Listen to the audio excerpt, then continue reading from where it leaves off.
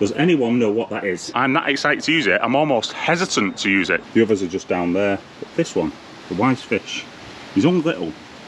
He's bloody confident, I tell you. Okay, right, before I show you this, you've got to understand it's a temporary solution. It's riddled full of problems, and I'm definitely going to be taking it off as soon as the leaves are down off the tree. This is literally just to protect some of the leaves getting in. It's not unpenetratable. Yes, I've developed a new TikTok channel because I quite enjoy talking to the camera a little bit. Just about, not about koi, it's called Big Johnny's Lifestyle, and I go live quite a lot because I've really enjoyed that. Someone threw a dinosaur on my head last night, don't know what happened. You always complain, babe, that I get you presents that you never use or aren't useful. Here's a bunch of bog rolls, why don't you wipe your tears away, is what I'd say. Buongiorno and welcome back to Koi Fish Johnny. Bloody hell, where did that summer go? Did we have a summer? Who knows? Anyway, it's that time of year again when this tree drops all its leaves and I have to protect my pond from the debris from the tree, which sounded very nice. Okay, so I'm going to be doing it as I saved from my extension. I saved the old conservatory roof, the sheets basically, them. Using them, putting them on the top of the pond, but I thought I'd jump on and I'd give you a quick chat before I did so, and then show you the after product. With this, I think I'm only going to be I'm undecided on whether to put these on top of the pond with the netting while the tree gets rid of all its leaves. Once it's got rid of all its leaves, I'm contemplating just taking the roof off the pond and just letting the winter do whatever it will. Stop banging around.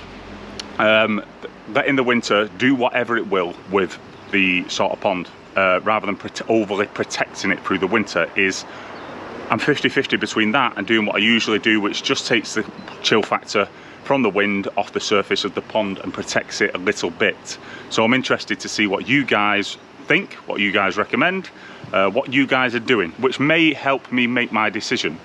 My pond water at the minute is 10 degrees. The fish are still feeding, but you can see there we are getting, well, they're just popping there, these type of leaves and these little spinny buggers into the pond, which is promoting my need for the roof of the pond. I've still abided by my old rule, and I'm going to do a dedicated video to this in the future over the winter about how I adapted my approach to pond keeping, about putting less in the pond and getting better results. I'm happy to say that all 7 koi that I've got in there now, and there's not been any issues. All the issues have been resolved by the koi, and I've just looked after the water. I've put no products in, I've done no PP treatments, I've not done anything. I am contemplating putting a little bit of salt in, which I know cheeses people off, but I know that there are quite a few benefits to it, and it is a controversial subject to say the least in koi keeping. So I'll have a quick swig of my drink. Nearly said pint, too early for that. So I'm going to do, like I say, a dedicated episode to sort of talking about my adapted behaviour towards pond keeping. I'm going to take you over the top to show you the koi. In fact, I'm moving my mug out of the way because there are some interesting things around this garden at the minute that I could show you. One particular thing is sitting over there, if you can see it. That is an interesting device. In fact, let me hesitate no further. Let me spin my head out of the way and go and show you. Okay, can you see it? That is just because we're winterizing the hot tub there, so that goes over it, just gives it a bit of protection from frost, because we're not going to be using it over the winter because the electric's too high. This, does anyone know what that is? What it does and what it was is the question. Well, let me tell you what it is. It's our fire pit that was given to us from a absolutely brilliant, lovely, fantastic neighbour called Paul, who was having a bit of a rough time, and then randomly our neighbour Paul just drops this off. He said, I know that I stole your washing machine a while back, but look what I've made it into. And this is what he did with the washing machine. He's basically made it into a fire pit for the winter for us. So because it's got all these holes, ventilation through it, it'll feed the fire pit. And he just put these like legs on it, DIY style, and he just randomly brought it round. So that there is the inside of a washing machine. We're yet to use it. We probably will use it in the coming month. I'm definitely excited to use it. I've sort of got to the level with that thing of I'm that excited to use it, I'm almost hesitant to use it. Do you know what I mean? So is pop you over the top here. See a few of the koi there. That Yamabuki is coming on well. In fact, they are all still feeding, but it's early in the morning, they don't feed in the morning. You can see how these, with the aeration to the pond there, it creates like a surface issue here. This fish, this autumn fish it's called, or whatever it is, gimbering, he is nuts. He will literally come up and get a jump into your hand. The others are just down there, but this one, the wise fish, he's only little, but he's bloody confident, I tell you. Only very little compared to the others that have definitely shot on. Here come the boys. Can't see it, can you, because of a reflection. You can see there, they're very, very friendly, and they're all doing fantastic. Like that shower had a little bit of a bump on him, but he's resolved it himself. I think I might have a picture of it. Moving myself in the wrong direction here. If I move like that, you might be able to see a little bit more. You can definitely see they're still like quite active. He is wanting to feed. My Karachi guy there coming into the shade now. I'll just make the shade go on him. He has got a lot bigger.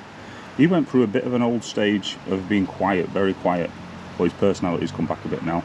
Kahaku is absolutely blazing. He is getting very big, and that bite stripe is falling over the side, which is fantastic. But yeah, they're all relatively low in the pond there, but looking good.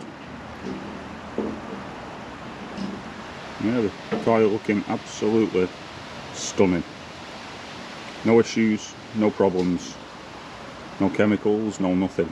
I'm not saying this is the way to go, I'm just saying this is the way that's worked for me over the past 5-6 months, I think it's been. But I'm absolutely loving the koi at the minute, especially at the window at night time watching them, which is their prime time for feeding, which is why they're a little bit quieter now. But they are on wheat germ.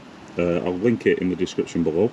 Aquasource wheat germ. There's a difference between good wheat germ and bad wheat germ, just like there is for food for us, the content of it. So I'm on Aquasource wheat germ. If you buy it from the link below, I've got an Amazon link. I get a small little tiny bit of commission, and also you can also pop over to UK Nishigai and Dave will sort you out. I have not been cleaning this window, and we have got a good strong level of algae on there. We're going to be covering that up today or soon. Skimmer just doing his job there, ready to pop. So that's what I'm going to do now. I'm going to turn the camera off, and I'll snap back to you in a minute when I put these on top as well as the netting as good as I can do to protect the pond from the debris from the tree. He's a big one, and he's got a lot of leaves, and we want to protect them from the leaves that are currently located there and everywhere. Beautiful. It's actually a really nice view, that, isn't it? Skimmer, the aeration's on too much though for my... Okay, right, before I show you this, you've got to understand it's a temporary solution. It's riddled full of problems, and it is... I'm definitely going to be taking it off as soon as the leaves are down off the tree. This is literally just to protect some of the leaves getting in. It's not unpenetratable, this majestic beauty that you are about to see. Okay, so let me flip myself out and you can have a look at a hole in the fishnets. Look at that.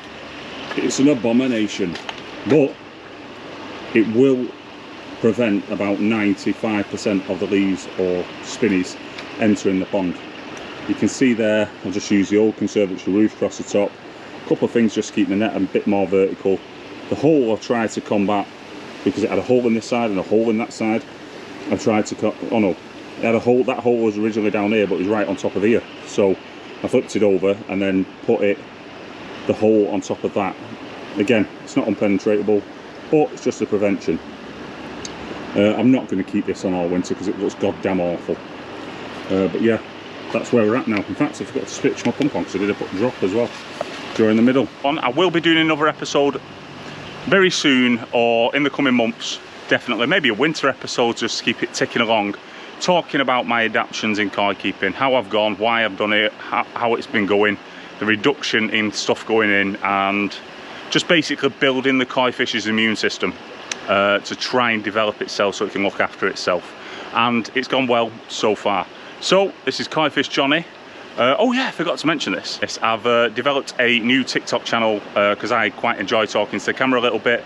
Just about, not about koi, it's called Big Johnny's Lifestyle, and it's just covering being a dad, football, rugby. I go live quite a lot because I've really enjoyed that. Someone threw a dinosaur on my head last night, don't know what happened, People give gifts and things like that, and I just try and make people laugh, have a serious debate about football, have a bit of banter with Liverpool fans like Scousers. They're giving it large, like Darwin Núñez keeps throwing. What was he throwing at me last night? Baseball caps, little gift things. It's just a cool, entertaining sort of real thing. Do you know what I mean? Like, going live is very different, but I enjoyed it. So if you enjoy my content, enjoy my sense of humour, enjoy the way I am, go over to TikTok, which I only created a week ago, and check it out, Big Johnny's Lifestyle. There's also mega deals on toilet rolls on there. So I've got a video on there for a mega deal on toilet roll that I do use. It's something like 120 rolls for like 25 quid, free delivery.